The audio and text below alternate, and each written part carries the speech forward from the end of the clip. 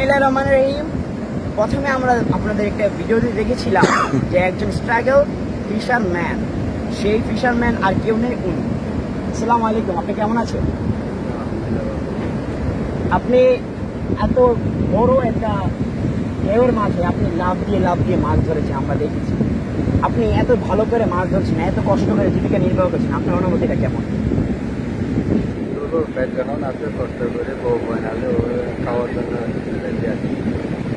আপনি কি ভয় করেনি এই স্রোতের মধ্যে?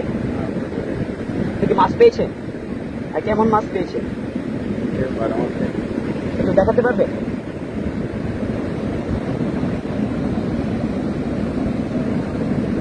ভালো, এইটা দিয়ে চলবে আপনার? চলবে আপনার? না চলবে না, ওটা মানে গরম পারিবারিক এখানে খাওয়ার জন্য।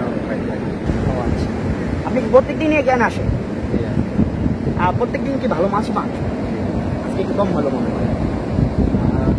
আপনি এতটা কষ্ট করে খাবার জোগাড় করেন, তেমনি আজকে আমরা বলতে চাই তিনি যেমন কষ্ট করে সেই ভয় না পেয়ে সেই উত্তাল বঙ্গোপসাগরের উত্তাল ঢেউর মাঝে লাফ দিয়ে তার জীবিকা নির্বাহ করার জন্য দৌড়াচ্ছে, তেমনি আপনাদের উচিত, আপনারা ঘরে বসেও পারছেন না কেন, আপনাদের উচিত আপনার সেই জীবিকা নির্বাহের জন্য সে ওনার মতো লাফ দিয়ে সেই বিপজ্জনক জিনিসগুলো এড়িয়ে চলতে এবং সেটিকে মোকাবেলা করে উনি যেমন নিজের খাদ্য উপার্জন করেছেন, তেমনি আপনাদের উদ্দেশ্য